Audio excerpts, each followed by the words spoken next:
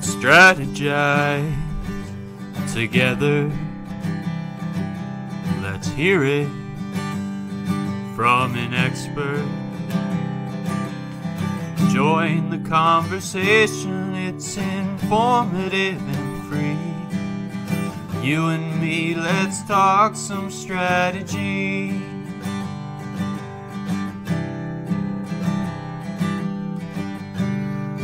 Now here's your host, Dorien Morin-van.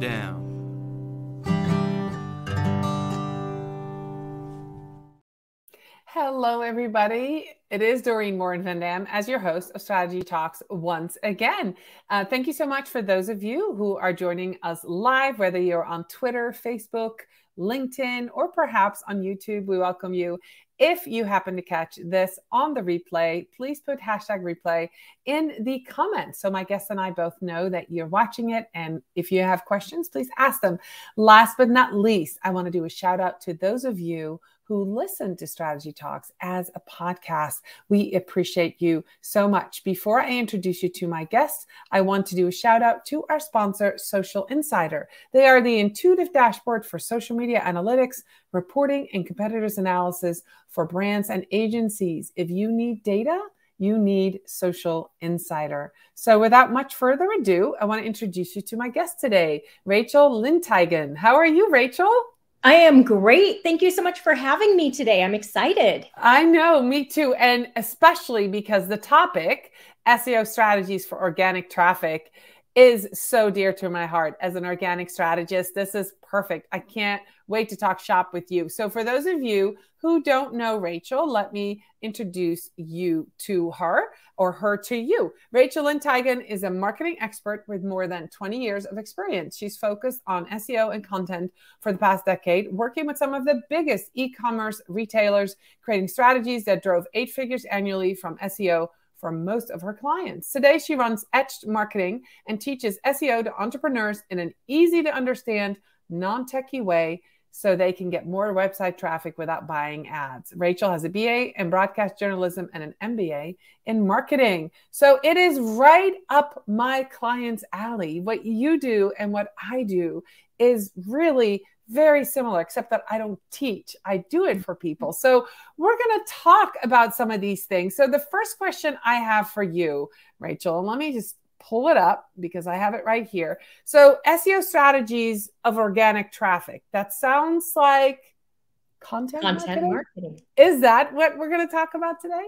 We're going to talk a lot about it. What we're actually going to talk about is the synergy between the two. So if you're just doing content marketing, you're actually missing part of the puzzle. If you're just doing SEO, you're missing part of the puzzle. You need both working together to get the best results. So we're going to talk about that today. Oh, right. That's very interesting. And that's probably something a lot of people have kind of forgotten about. SEO, a lot of people associate SEO with Google Ads. Yeah, and not at all. Because Google Ads is actually SEM, which is search engine marketing. Google Ads are paid. Right. SEO is search engine optimization. It's the process that we take on our websites to make it easier for Google to understand what our content is about. So they're more likely to trust us and show our content when people are searching for things that are relevant to us. So it really truly is the way that we work with Google. So if you're not doing SEO, you want to pay attention to this session for sure, because you're going to want to be doing it by the end. That's awesome. Well, I can't wait. So how do we start? Right? So say somebody's like, oh, I'm not doing that. I'm just doing content marketing, or I'm just doing the, Google Ads, and I'm just paying somebody to put content on my website. I really don't have a good strategy. Where do we start? Is an audit? Is that appropriate? An audit can be a good thing if you already have content on your website and you understand analytics enough to know what's working and what's not working. If you already have a keyword ranking tool in place, things like that. Generally, when clients or students come to me, they don't understand what the information in analytics says. So they have a bunch of numbers, but they don't know what any of it means. And maybe they've been doing SEO for a while, but they've not been getting results and they're not sure what they're doing wrong. Sure. So where we want to start is just by taking a deep breath and understanding that it's actually a lot easier than people have tried to convince you it is. Because there's this this perception that SEO is complicated, it's techie, it's hard, it's above my pay grade, all of this. And it's not. It's actually much more simple and straightforward. So the very first place to start is with the understanding that you need to do SEO or search engine optimization in order to get traffic to your website, organic traffic, free traffic. Now, if you have a budget and you're willing to buy ads to get the traffic to your website, then maybe you don't have to do it. But if you want to get free traffic, you need it. So the very first thing to do is just to come into it with an open mind and to think about Google in a new way. You want to partner with Google, and search engine optimization gives you the opportunity to partner with Google. You explain what your website is about by following the SEO best practices and having your keyword in all the places that Google is going to look for it. Google then has a better understanding of your website and is more likely to show it to people. So where do we start? The very first thing is to make sure that we choose a keyword that we can rank for. And this is the biggest mistake that I see clients and students both. I just ran a live training class last week. I had a bunch of students in with me getting ready to enroll in the course. And every single one of them was thinking wrong about their keywords. So that's what I really want you to understand. The keyword with the big giant search demand, seems awesome. If only I could rank for that. You're probably never going to rank. But beyond that, it's probably not even the right keyword. So what I really want you to focus on is finding a keyword that your ideal customer uses, and then making sure that your website has the ability to rank for that keyword. That means you need to go to Google and you need to put that keyword in the search bar, and you need to see what kind of websites pop up. Are they similar to you? Are they your competitors? Are they local? Or are they big, giant brands? I work with a lot of realtors and crafters and small business owners. Is Etsy, Realtor, Zillow, Amazon, like if those are the sites that are showing up, or there's stores that, like, I used to work with them at the agency and they're in every mall or they're in every city and they have hundreds of locations. My friend, that is not a keyword for you, because you're not going to beat them. And so you're going to do all your effort, you're going to do it all the right way, and you're going to get no results. So the very first thing you need to do is learn what to look for when you're selecting a keyword. From there, everything else is much easier. But your core starting point is to learn about SEO keywords. Okay, so that is fantastic. And now I'm thinking, what SEO keyword did I pick for my website, right? So that might not be in the right space, but I love this. I love this approach, right? So what, say if you sell running shoes, but you're in competition with all the big brands. But so how would you pick a keyword that would still have local traffic come to you? And I'm just picking that because I don't currently have a client with I used to have consult with a local running shoe store. So what would you pick then? Obviously running shoes that you can't compete with that. So how would you then go about figuring that out? You just walked into my absolute favorite example without knowing it. So The way that I teach this is running shoes, because everybody and their brother understands shoes. I'm a runner. That's why I picked it. So we're going to start at the very top. Shoes. Shoes seems like such an amazing keyword. Oh my gosh, if I could rank for shoes, there's 1 to 3 million searches a month. The position number 1 website generally gets 34 to 37% of the traffic. So just to make it easy, we're going to say, if I could rank in position number 1, I get 340,000 searches a month for people looking for shoes. This is amazing. But is it? Because what kind of shoes are they looking for? Are they looking for shoes for them, their dog, their kid, their spouse? We don't know. So now we go further down the sales funnel.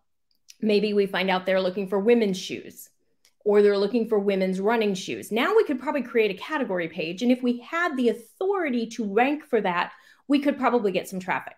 But we want to go even further. Now we want to go into a specific type of shoe, really getting closer to that conversion point. So we're going to use mine as an example, women's Asics Gel Kayano running shoe. Now, because we have such a tailored or niche keyword, even though our search demand is significantly lower, if we could rank in position number 1 for women's Asics Gel Kayano running shoe, what kind of conversion do you think we would have? It would be huge. So even if there's only 3,000 visits a month or 300 or 30, they're really looking for that product. Now, to take it a step further, as a small business owner, we're not going to rank for women's Asics Gel Kayano running shoe. It's still a large keyword from that perspective. So that's where we really think about our content strategy. And we start to look at what can we provide to our ideal customer that is of value and helpful. So maybe we look for keywords that are targeting things like a fit guide for running shoes, or how to select the perfect running shoes, or how to do a fit test. Should you go to a running store to have a fit test done? Should you order them online? Does brand matter? Does price matter? Does like any of those type content topics, you're going to generally see lower search demand, lower competition, but you're still focusing on a very targeted customer. So that's how you really go about finding those opportunities. Then in your blog post or in your content piece, you link to your products and services that you offer that are tied to that keyword. And that's how you make money from your content. Oh, I love it. And I'm just right here. I have a dog outside my door, so I'm just texting my family. Nothing like live recording, right?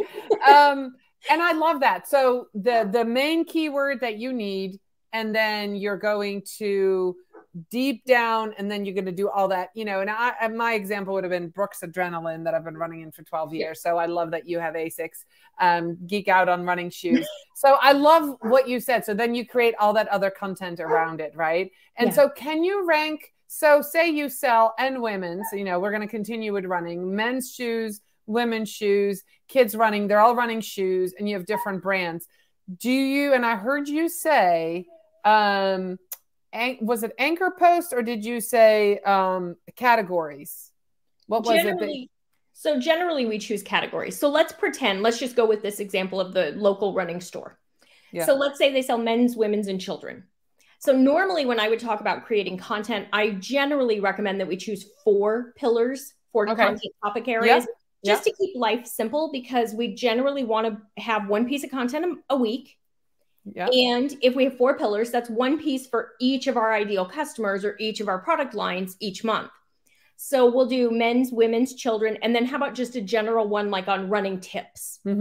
So each month we would create a piece with a targeted keyword around men's running shoes, children's running shoes, women's running shoes, and then runner's tips, because that's another way that we're providing value. We're showing that we're helpful, and we're still staying on brand for us. And every blog post that you write, that you use SEO with your content, and you start with your foundation with your SEO strategy, meaning you start with keywords that you know there's search volume for and you can rank for, is an opportunity to be found on Google, to make money, because then you're going to link to your products and services, and it's helpful. It's not in a salesy, pushy way. It's just, hey, this is information you need. And oh yeah, we have the product over here if you want it.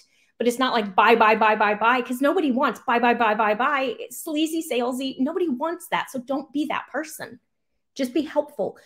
Focus, above all, focus on your ideal customer, and does this piece of content that I'm creating help them? Because that's really the bottom line. Even Google's latest algorithm update is literally called the helpful content update. That was the big one that came out this fall. All they want you to do is be helpful. I'm like, yes, it's what I've been preaching for 10 years. Google just wants you to help your customer. What a novel idea. Yeah, that's awesome. I use the They Ask You Answer system by Marcus Sheridan. He wrote that book. I've been using it, and I think he used to talk about that before he actually wrote the book. But, you know, he would say, write down any question that your customer comes up with and answer them on your blog. And that's really what I've been doing. And that's a strategy. But I love that you break it down into 4 pillars. That makes it more visual for me working with a client or working for myself. I need to write 1 blog post for each of these 4 categories. That makes a lot of sense. So are there any things that we shouldn't be doing? Like, as we're thinking about this, and, you know, you've given us some great guidelines on how to pick a keyword and, you know, how to do the pillars and then what to write, but what should we not do? Okay. So there are a few things. let's just hit on AI content because it's the hot topic right now. AI is a great tool. Do not just rely on it to write your posts and publish it. Google is going to know that that's not quality content. And I've been testing the tools out, and I do think ChatGPT has the best opportunity and the best potential of any of the tools that I've played around with. But even it is not enough. So if you use a tool to help you generate ideas or to help you with a rough draft, awesome. Do not publish as is. Go back through, reread it, edit it, make sure that it makes sense, make sure that it doesn't feel like it's duplicating. That's something that I've seen. I've been testing it out recently, and there's a lot of repetitiveness in the content itself. I did 2 posts recently because I wanted to see how would it work. And sure enough, there's words verbatim in both of them. So you don't want that because Google refers to that as duplicate content. You will actually get penalized. So use those tools as tools. Do not use them to do your work completely for you and just publish it. Thank you for saying that. Thank you for saying that. And I love that you're saying it. You're doing it for research. I have, I'm a blogger, my clients blog. So I might write something in my own words and I would put it in Chat GPT and say, can you make it grammatically better? Or can you make this into an 11th grade level writing, right? So I feel like it's my writing. I put my own writing in and I have it improve it, or the other way around where I have them write something and then only a part of a blog, maybe an opening paragraph or 2 sentences. And then I will, change out some words and, change this stuff. So I love that you brought up AI because I think that's a big one. And I had a client already ask, like, can I have them write everything for me? I'm like, no, but you can ask it. Say you want to write 5 ways to tie your shoe. You can put in what are 5 ways to tie your shoe to get the ideas. But then you write the content, right? It's doing the research for you. If you normally would go to Google and research that stuff and link to articles, now Chat GPT, if it's open on your desktop, you can just ask it questions and it does that research and it pulls it up. So it makes it faster for you to do your work. But yeah, it can't replace your work. Absolutely. And don't necessarily take it from a grammatical or a mainly grammatical. So I use Grammarly. I'm a really good writer. I'm not a good editor. And I went to journalism school and one of my professors is like, honey, stop trying to worry about it. There are good editors. You're a good writer. Just focus on that. So I was like, okay, Dr. Bill, I will take your advice. So 20-some years ago, I stopped worrying about it. So I use Grammarly. So I took that post from GPT and I threw it in Grammarly and then I did my editing in there. But there were so many things that Grammarly was like, oh, no, don't do it this way. So make sure you're still using something. If you're not a strong editor, if you're like me and you're not a strong editor, use Grammarly or use a tool like that. You want to make sure that the content that you publish on your site is high quality. You want to make sure it answers the questions that your ideal customer has. Make sure that you're anticipating the questions that they're going to have. The other things that you want to look for are thin content. Google does not like that. So content that doesn't tell you anything, content that's very short, that's very brief, like you're not going to rank with that. You're not going to win with that. You need to make sure that you're thinking about it. So there is no set word count. However, longer, more in-depth pieces do tend to rank higher. So you don't have to write long pieces. I do a mix, some short, some long. I decide which ones really look like they need to go over 1,000 words versus which ones can be shorter. The other thing that I found for ChatGPT, because I'm just launching a podcast, so I was playing with it to see, can I do something with my podcast notes or my transcript, and can I turn it into a blog style? And that did work because I took my content from the podcast transcript and I put it in there and it was able to turn it out into a blog post. It was probably 75% okay. And then I did a little editing so that I can add that. It can't do a long one. It timed out when I tried to do a long transcript, but at least it does help speed things up a little bit. The other thing that we need to touch on is link building. Do not ever buy links. And I'm sure you get the emails. I get multiple a week. Buy links, buy links, buy links. Do this, do this. I can sell you links. I can guarantee you get this DA. Don't buy links. So this is link building and crummy content quality. Go back to Google Panda and Penguin, which go back to like 2010, 2012 timeframe. Like we're talking, it's been a decade. These are outdated tactics. People are still trying to do them because people don't know. And so they buy the links. You're going to actually get yourself penalized, or you run the risk of getting penalized. And if you get yourself penalized with a link building penalty, they're really hard to recover from. Really, really hard to recover from. And all right. So I have a follow-up question on that. So don't buy links. How about those people who offer to get or offer you money to put their link in your content, or for you to, like, for example, I was writing for a client about central vacuum, right? They are installing and servicing central vacuums. And I had written several blog posts for them about that. Yep. So somebody in Australia who was writing an article about vacuums, not even central vacuums, wanted me to insert their link into my content. Yep. And I'm like, what's in it for me? Nothing.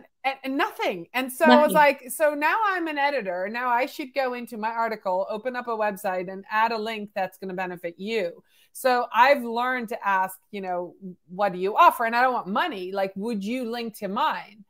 And 99% of the time, they're like, nope. Nope.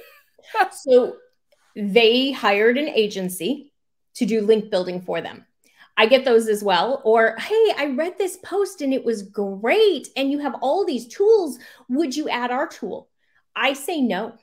I don't add because I don't want to take money to endorse a tool. I will share a tool if it's one that I use. If it's one that I use and I trust and I know it's going to help people, I will share it. But I don't take money for something that I don't know. And I don't go back and edit and add in links because what's in it for me? What's in it for my readers? Why would I give them my readers? If you want to build links, you have to provide value. So I build links. I'm going to be real honest. You will link back to my website. That will give me a link, but I'm also in exchange providing value for the audience here. And then hopefully some of the people will like me. They'll start to know me. They'll start to trust me. And maybe they'll want to come over and find out my information. That's really how we do it today. We can guest blog. We can do podcast interviews. We can do YouTube shows.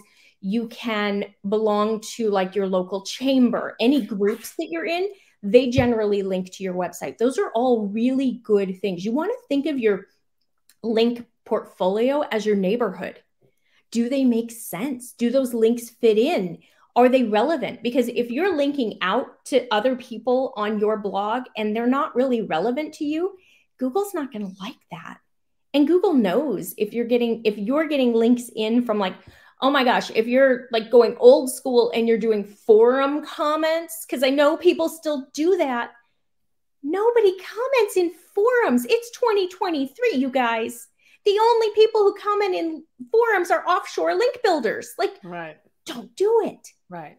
Okay. That's very good advice. And so if you are watching and listening and you have a blog, this, Rachel, has been eye-opening for me. I've been doing this for a long time and I'm learning new things. I also feel confident in what I'm doing and the services I'm providing. I'm on the right track with a lot of stuff. So that's really good. So if we focus on content marketing, we're talking blogs, right? Does what we post on, say, YouTube or, if we have a piece of content, does it help when we take something that's on our website and our blog, then create it in a video, link back on YouTube or the other way? Like, do all of that with the social sites. Should that be part of your SEO strategy as well? It should be part of your overall content strategy because you want to be cross-channel across all channels. The content that you create can be repurposed. It doesn't necessarily help with link building, though.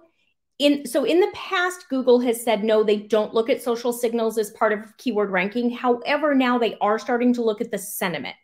So if it's positive, if it's negative. Now, where YouTube comes in, YouTube is actually the second largest search engine, only behind Google. And Google owns YouTube, and Google hearts Google. So your YouTube videos are very likely to show up in the search results for those keyword searches. So yes, it helps you. And then YouTube search is its own behemoth, and there is so much opportunity there if you want to tackle YouTube. YouTube takes a lot of time and effort. Pinterest is a visual search engine. Pinterest is not just a social media channel, it's a visual search engine. Now, your other more traditional social media channels are also starting to take on more search engine-like qualities. Instagram wants you to put keywords in your profile now. Your hashtags are keywords. Having keywords in your content, like they're all starting to use that. So yes, having a cohesive cross-channel content strategy is important. Your blog, though, should be the center. Your website should be the center, and everything goes out from there. So use your content to do an email. Use it for your social posts. Use it for your videos. Use it for your podcast. You can put those things on your website. So if you have a podcast, make sure you're embedding it on your website. If you have a YouTube channel, if you have a blog post, and you should be creating blog style content for your podcast episodes and your videos, make sure you're putting those podcast episodes and those videos on those blog posts, because that's going to increase the amount of time somebody potentially spends on your site. And it's going to let people who find you through search know that you have those other channels as well. So they might go follow you there too. So one real quick thing I want to make sure we touch on is how SEO and content work together to drive the traffic for you. So search engine optimization drives relevant, targeted, interested traffic. That's your know factor. SEO helps people know who you are. Your content is designed, or should be designed, to nurture. That's your like and trust factor. That's why I say you need both. You need to be known, but you also need to nurture and provide value and build that like and trust factor. And that's how you end up building a business through organic traffic. All right. That right there. Beautiful. I'm going to take that into a snippet. That is perfect. I have one more question, and my dogs are at my door. This is crazy, but I have a question. My kid just walked in while I was talking. Okay. All right. I'm going to ask a question and I'm mute myself. How do we know we are doing it right and it's starting to work? How long? How do we find out? Okay. So it takes a while. So I'm going to be real honest. SEO is not a fast game. It is a long game. You want to think of it more like your retirement account. You know how you put money in your 401k every month and it feels like there's nothing happening. I'm putting money in, but I'm getting nothing. And then one day you look and you're like, wow, I have a lot of money. Huh, that's really cool. That's kind of how SEO is. So you do the work and you do the work and you do the work, and it kind of feels like nothing's happening. And then all of a sudden you start to see things move. In general, it's 12 to 24 months to really see good results from SEO. You'll have some small wins before that. So the way it works generally is we'll see our keyword ranking start to increase. That means our keyword ranking number will get smaller. We're getting closer to position number 1. As we get onto page 1, so 1 through 10, as we get onto page 1, we generally will start to see some traffic come from those keywords, because now people are finding us, because 99.7% of people don't ever go onto page 2. So if you want to be found, you have to be on page 1. They tease that the best place to hide a dead body is on page 2 of Google, because nobody's going to find it. So make sure you're on page 1. I think that's an Andy Crestodina quote from Content Marketing World. It's a great quote. And it's true. I mean, I used to teach LinkedIn to college seniors. And I would say that to, something similar, like as long as if something bad happened, you got a traffic ticket or whatever, just put enough good stuff on there, like make a LinkedIn profile, a Pinterest account, whatever you need to do to push the bad stuff and bury it on page 2 and people won't see it. So, that's exactly what we did at the agency. We'd have clients come in and they're like, we have these horrible reviews. We've got to bury them. It's like, cool, no problem. We'll get them to page 2. Nobody will ever see them. So make sure you're on page 1 as you start to move up. And the way that you do that is by choosing a keyword you can rank for. We're going to go circle full way back to the beginning, choosing a keyword your ideal customer uses that your website can rank for, and using it in those places that Google is going to look for it. That means your URL, your title tag, your meta description, your header tags, your image file names, your copy. You don't have to learn what all of those are right now. I have an SEO quick start guide that walks through everything, including the best practices. So if you want that, you can grab that off my website. But that's what you're going to do, because that's how you're helping Google understand what that page is about. Now your keyword starts to move up. Your traffic starts to increase.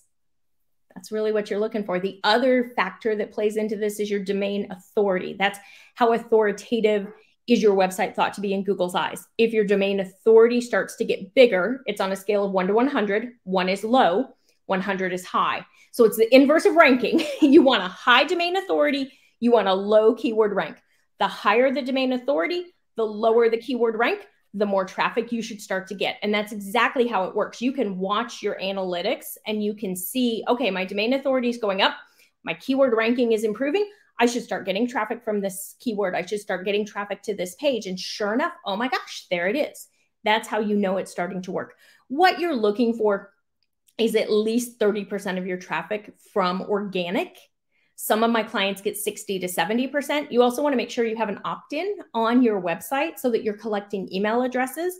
You want to set up your goal conversion tracking in Google Analytics so that you can see where your conversions are coming from, so you know what channel your people are coming from. So I know when I look in my analytics, how many people found me last month through organic, how many found me from social, how many found me from which social channel, so you can decide where to focus your efforts. That's fantastic. All right, we're out of time. Rachel, I found you online, right? We just met today for the first time, and I'm so glad we did. And I definitely want to stay connected to you. If somebody watched this today with all this wonderful goodness, all this information, or if they listen to you on this podcast, how can they find you? And especially that download, that sounds really interesting. How can they find you? So my website is etchedmarketing.com. Okay. On the homepage, you are going to find a link to all my freebies. That includes that SEO content quick start guide. I also have a free class, and I'm in the process. I've just recently launched a podcast, the Simple SEO Content Podcast. Should be showing up in the directory soon. I'm waiting, but very soon. Awesome. Fantastic. Well, Rachel, you've been a wonderful guest. I appreciate you. Thank you to those of you who are with us today. And if you have any follow-up question, put #replay in those comments. So Rachel and I will be seeing that and we can answer your questions. And please reach out to Rachel if you have questions about SEO, content marketing for organic traffic, and especially if you want to know something specific, go download that guide. Rachel, I appreciate your time today, and I'll be back next week with another episode of Strategy Talks. Bye, everybody.